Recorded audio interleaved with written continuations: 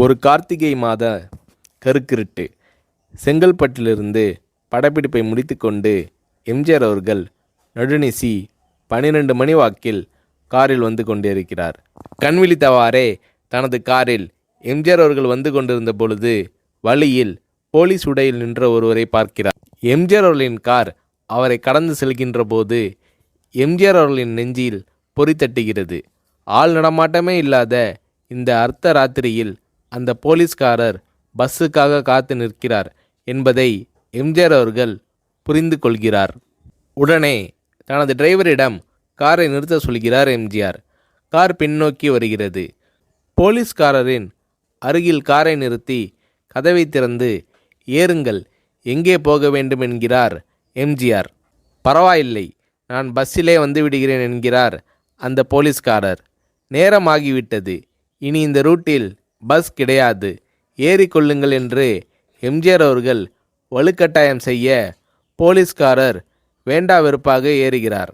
காரின் உள்ளே லைட் போட்டு சாப்பிட்டீங்களா என்று கேட்டுக்கொண்டே தனது சீட்டுக்கு பின்னால் இருந்த பிஸ்கெட் பழங்களை எடுத்து கொடுக்கிறார் எம்ஜிஆர்.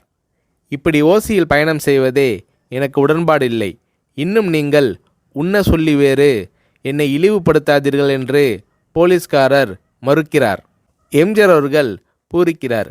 இருப்பவனிலிருந்து இல்லாதவன் வரை படித்து பதவியில் இருக்கும் எத்தனையோ பேர் எனக்கு அது வேண்டும் இது வேண்டும் என்று எம்ஜிஆர் அவர்களிடம் வேண்டியதை பெற்று செல்கிறார்கள். ஆனால் சாதாரண பொறுப்பில் இருக்கும் இந்த போலீஸ்காரரின் நேர்மை எம்ஜிஆர் அவர்களை மெய்சிலிர்க்க வைத்துவிட்டது. எம்ஜிஆர் அவர்களின் கார் கத தூரத்தில் வந்து கொண்டிருந்தாலும் காரின் நிறத்தையும் ஒளியையும் மனம் கமலும் ஓடிக்கான் வாசனையையும் வைத்து இது எம்ஜிஆர் அவர்களின் கார் என்றும் கார் சென்ற தடத்தை தொட்டு வணங்குகின்ற அளவுக்கு புகழுடன் திகழ்ந்த நேரம் அது. அரை மணி நேரம் கார் சென்று கொண்டிருக்கிறது. ஆனால் அதுவரை எம்ஜிஆர் அவர்களை பற்றி பெரிதாக போற்றி புகழ்ந்து பேசாமல் அந்த போலீஸ்காரர் வந்ததே புரட்சித் தலைவர் எம்ஜிஆர் அவர்களுக்கு அந்த போலீஸ்காரர் மீது மரியாதையை கூடுதலாக்கியது. நான் தான் எம்ஜிஆர் என்கிறார் எம்ஜிஆர். கேள்விப்பட்டிருக்கிறேன் என்கிறார் அந்த போலீஸ்காரர். பொன்மனச்செம்மல் எம்ஜிஆர் அவர்களின் முகத்தில் கோபம் இல்லை, பதிலுக்கு பொன்முறுவல் மலர்கிறது. என் படங்களை பார்த்து இருக்கிறீர்களா என்று கேட்கிறார் எம்ஜிஆர். நான் சினிமாவே பார்ப்பதில்லை என்கிறார் அந்த போலீஸ்காரர். புரட்சித் தலைவர் எம்ஜிஆர் அவர்கள் இன்னும் பிரமிக்கிறார். இப்போது கார் சத்தத்தை தவிர ஒரே நிசப்தம்.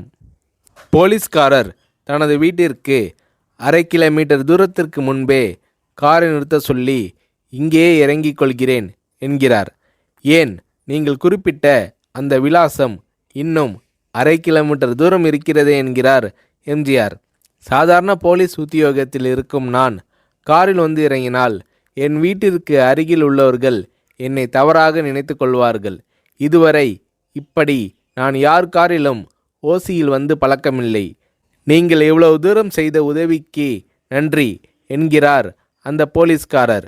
புரட்சித் தலைவர் எம்ஜிஆர் அவர்கள் அதற்கு மேல் எதுவும் பேசவில்லை. அவர் எந்த போலீஸ் ஸ்டேஷனில் பணிபுரிகிறார் என்பதை மட்டும் கேட்டு தெரிந்து கொண்டு கிளம்புகிறார். அடுத்த நாள் செங்கல்பட்டு போலீஸ் ஸ்டேஷனுக்கு ஃபோன் செய்து நான் எம்ஜிஆர் பேசுகிறேன் என்கிறார் எம்ஜிஆர்.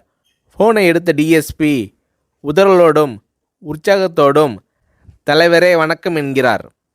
இரவு சந்தித்த போலீஸ்காரரை பற்றி விசாரிக்கிறார் எம்ஜிஆர். அந்த டிஎஸ்பி சொல்கிறார், நீங்கள் குறிப்பிடும் அவர் இன்று விடுப்பில் இருக்கிறார். அவர் கையூட்டு வாங்காதவர், கடமை தவறாதவர், காவல்துறையின் நேர்மைக்கு இவரே இலக்கணம். வெற்றிலை பாக்கு, பீடி, சிகரெட் போன்ற போதை வஸ்துக்கள், நாடகம், சினிமா போன்ற பொழுதுபோக்கு அம்சங்களையெல்லாம் இவர் அறியாதவர். கல்யாண வயதில் உள்ள 3 பெண்களையும் கரை சேர்க்க முடியாமல் கஷ்டத்தில் இருக்கிறார் என்கின்ற விபரம் டிஎஸ்பியால் எம்ஜிஆர் அவர்களுக்கு சொல்லப்படுகிறது.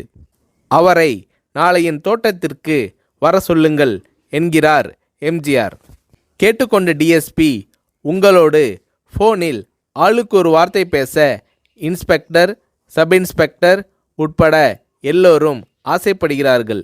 ஃபோனை அவர்களிடம் கொடுக்கலாமா என்கிறார். எம்ஜிஆர் அவர்கள் கொடுங்கள் என்கிறார். பேசுகிறார். அந்த போலீஸ் ஸ்டேஷனே புண்ணியம் பெற்றதாக மகிழ்ச்சி அடைகிறார்கள் அந்த போலீஸ்காரர்கள். மறுநாள் அந்த போலீஸ்காரர் ராமவரம் தோட்டத்திற்கு அழைத்து வரப்படுகிறார். அவரிடம் பேப்பரில் மடித்த பெரிய பணக்கட்டை கொடுத்து, இதை வைத்து உங்கள் பெண்களின் கல்யாணத்தை நடத்துங்கள் என்கிறார் எம்ஜிஆர். போலீஸ்காரர் மறுக்கிறார். நான் ஏதாவது உங்களிடம் காரியமாற்ற சொல்லி அதற்காக கொடுத்தால் அது தவறு. என்னால் ஆக வேண்டியது உங்களுக்கும், உங்களால் ஆக வேண்டியது எனக்கும் எதுவும் இல்லை. நான் உங்கள் கூட பிறந்த ஒரு சகோதரனாக நினைத்து கொடுக்கிறேன், பெற்றுக்கொள்ளுங்கள் என்று சொன்ன பிறகு கேட்டும் கூட கிள்ளி கொடுக்காத கனவான்கள் வாழும் இந்த உலகில் ரோட்டில் நின்றவனை அழைத்து சென்று அள்ளி கொடுத்த எம்ஜிஆர் அவர்களின் கருணையில் நெகிழ்ந்து போய் பெற்றுக்கொள்கிறார் அந்த போலீஸ்காரர்.